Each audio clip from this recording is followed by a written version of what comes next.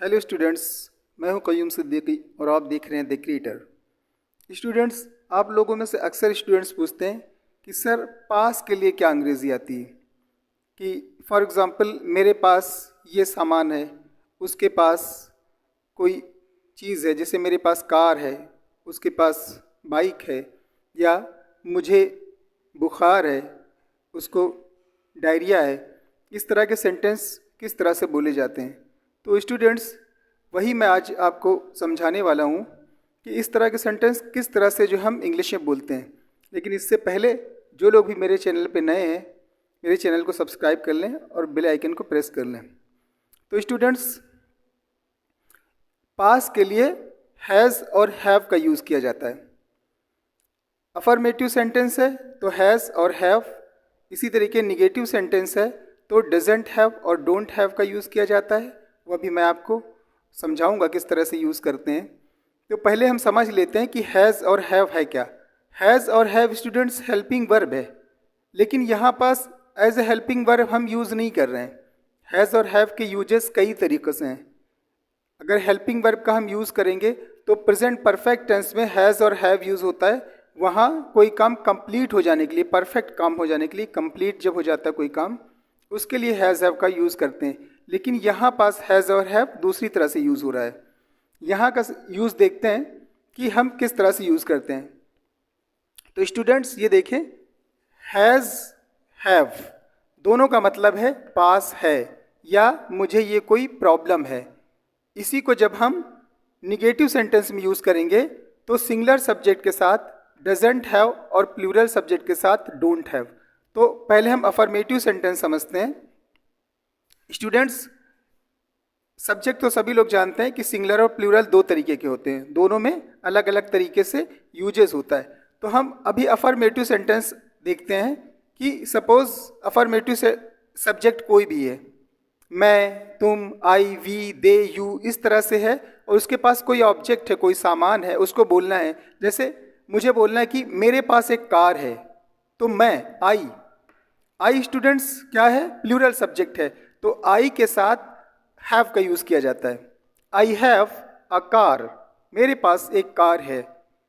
दूसरा sentence subject जो है सिंगुलर सब्जेक्ट है, शी, वह, तो सिंगुलर सब्जेक्ट के साथ स्टूडेंट्स क्या यूज़ करेंगे, has. She has a pen. पहले वाला एक बार फिर कॉन्सेंट्रेट करें स्टूडेंट कि पहले वाले सेंटेंस में क्या था, सब्जेक्ट प्लूरल था, तो प्लूरल के साथ हैव का यूज़ करते हैं और सिंगुलर सब्जेक्ट के साथ हैज़ का यूज़ करते हैं। तो पहले क्या देखा आपने कि आई के साथ आई हैव अ कार, मेरे पास एक कार है। सिंगुलर सब्जेक्ट आ गया शी, वह, तो शी के साथ हैव की जगह पर हैज़ आ गया, सी हैज़ अ पेन। देखिए स्टूडेंट्स, यहाँ पास कॉन्सेंट्रेट आपने किया कि प्लूरल सब्जेक्ट था तो हैव लगा दिया आपने, और सिंगुलर सब्जेक्ट के साथ हैज़ का यूज़ कर लिया। तो आई हैव अ कार, मेरे पास एक कार है, शी हैज़ अ पेन, उसके पास एक पेन है। नेक्स्ट सेंटेंस देखें स्टूडेंट, आई हैव फीवर, फिर सब्जेक्ट प्लूरल आ गया, आई हैव फीवर, मुझे बुखार है। देखिए यहाँ पास भी उसके पास ही कुछ ना कुछ प्रॉब्लम है, लेकिन यहाँ पास हम हिंदी में मेरे पास बुखार है नहीं कहते, बल्कि ये बोलते हैं कि मुझे बुखार है। तो ये सेंटेंस भी हैज़ और हैव लगा के ही बनाया जाता है, मुझे बुखार है, आई हैव फीवर।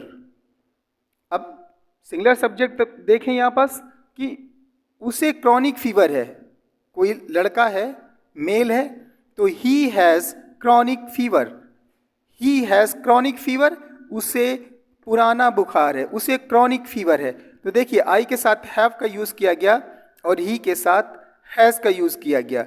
तो जब कोई प्रॉब्लम्स होती, कोई बीमारी होती, मुझे ये प्रॉब्लम है, मुझे ये प्रॉब्लम है, तो उसके लिए भी हैज़ और हैव ही यूज़ किया जाता है। जैसे ये आपने एग्जाम्पल्स देखे। अब स्टूडेंट्स, ये हो गया आपका अफर्मेटिव। लेकिन इसी का जब हम निगेटिव में बोलते हैं, नहीं में बोलते हैं स्टूडेंट्स, जब हम आई हैव अ मार्कर, मेरे पास मार्कर है, आई हैव फीवर, मुझे फीवर है। अब मुझे ये कहना है कि मेरे पास मार्कर नहीं है या मुझे फीवर नहीं है, तो I, we, they, you plural subject के साथ डोंट हैव लगाते हैं, और singular subject he, she, it या सिंगुलर नेम कोई सिंगल नेम है उसके साथ डजंट हैव लगाते हैं।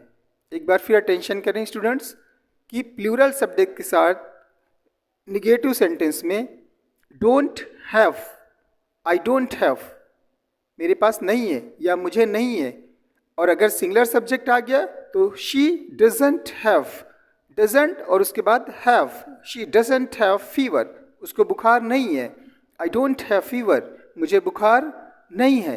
तो सिंगुलर प्लूरल सब्जेक्ट के साथ डोंट हैव और सिंगुलर सब्जेक्ट के साथ डजंट हैव का यूज़ करेंगे, जबकि अफर्मेटिव में क्या था कि प्लूरल सब्जेक्ट के साथ हैव का यूज़ किया गया था और सिंगुलर सब्जेक्ट के साथ हैज़ का। लेकिन स्टूडेंट निगेटिव सेंटेंस जब आप बनाएंगे तो निगेटिव सेंटेंस या निगेटिव में बोलेंगे तो दोनों के साथ जो है हैव ही आएगा। बस क्या आ जाएगा, प्लूरल के साथ डोंट लगाएंगे और सिंगुलर सब्जेक्ट के साथ डजंट लगाएंगे। डोंट का मतलब डू नॉट और डजंट का मतलब डज नॉट, तो उसी को शॉर्ट में हम बोलते हैं कि डोंट हैव, डजंट हैव। इसका एग्जाम्पल देखें, निगेटिव, देखिए निगेटिव मैंने लिखा हुआ है यहाँ पास, we don't have any problem, मुझे कोई प्रॉब्लम नहीं है, सॉरी हमें कोई प्रॉब्लम नहीं है। वी प्लूरल है जैसे आई प्लूरल था इसी तरीके वी प्लूरल है, तो we don't have any problem, हमें कोई प्रॉब्लम नहीं है। अब सब्जेक्ट सिंगुलर आ गया शी डजंट हैव इंडाइजेशन, देखिए वी के साथ डोंट आया और शी के साथ डजंट आया। सिर्फ चेंजेस यहाँ पास हैं स्टूडेंट्स कि हम प्लूरल के साथ डोंट लगाते हैं, जैसे अफर्मेटिव सेंटेंस में प्लूरल के साथ हैव लगाते थे और सिंगुलर के साथ हैज़ लगाते हैं। इसी तरीके से निगेटिव सेंटेंस में प्लूरल के साथ डोंट हैव और सिंगुलर सब्जेक्ट के साथ डजंट हैव। यहाँ पास दोनों में हैव ही आ गया, यहाँ पास हैज़ नहीं होगा स्टूडेंट्स, सिर्फ चेंज क्या होगा, डोंट और डजंट। तो देखिए सिंगुलर सब्जेक्ट आपने देखा, शी डजंट हैव इंडाइजेशन, उसे इंडाइजेशन नहीं है। इंट्रोगेटिव सेंटेंस देखें स्टूडेंट्स, जब इंट्रोगेटिव हम बोलेंगे, कोई क्वेश्चन बनाएंगे या कोई क्वेश्चन किसी से पूछेंगे तो भी हम डू और डज का ही यूज़ करेंगे और साथ में हैव लगाएंगे। अब जैसे singular subject sorry plural subject है यहाँ पास, do you have it in a medium, क्या तुम्हारे पास ये मीडियम में है, मीडियम साइज का है। तो देखिए डू, यू प्लूरल सब्जेक्ट है स्टूडेंट्स, तो डू यू और हैव ही रहेगा ये यहाँ do you have it in a medium, क्या तुम्हारे पास ये मीडियम में है।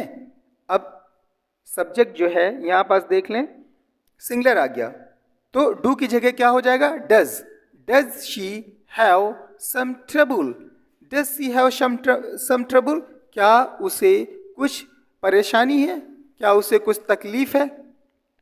तो स्टूडेंट्स इस तरीके से जो है आप हैव और हैज़ का यूज़ करेंगे। एक बार फिर मैं समझा दूं कि जब मेरे पास कोई, मान लीजिए मेरे पास कार है, आई हैव अ कार, मेरे पास कार नहीं है, I don't have a car. मुझे बुखार है, आई हैव फीवर, मुझे बुखार नहीं है, आई डोंट हैव फीवर।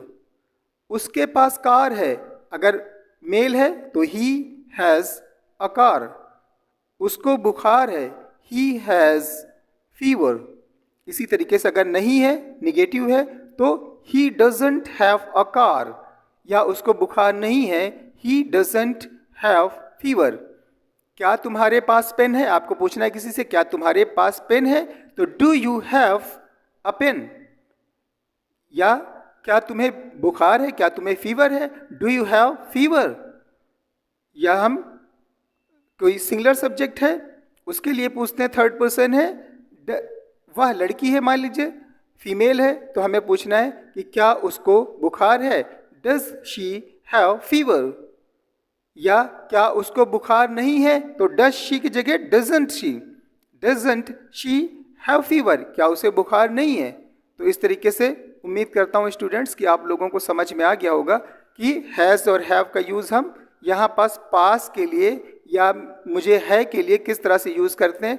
बाकी हैज़ और हैव के यूज़ जब हेल्पिंग वर्ब में यूज़ करते हैं तो वो टेंस में यूज़ करते हैं, उसका भी मैं आपको नेक्स्ट वीडियो बनाऊंगा, तो उसमें जो है आपको हेल्पिंग वर्ब के बारे में बताऊंगा। यहाँ पास एज हैज़ और हैव या डजेंट हैव और डोंट हैव जो यूज़ किया गया वो पास के लिए यूज़ किया। तो जब भी स्टूडेंट आप पास के लिए कुछ इस तरह से यूज़ करेंगे, बोलेंगे कि मेरे पास ये है, मेरे पास वो है, मेरे पास नहीं है, तो हैज़ और हैव का और निगेटिव में डोंट हैव और डजेंट हैव का यूज़ कर लेंगे। बस स्टूडेंट्स ओके, मुझे सब इसके बाद जो है मैं समझता हूँ कि आप लोगों को पूरी तरीके से समझ में आ गया होगा। तो बस आज का टॉपिक यहीं से ख़त्म करते हैं। Okay, take care, thank you.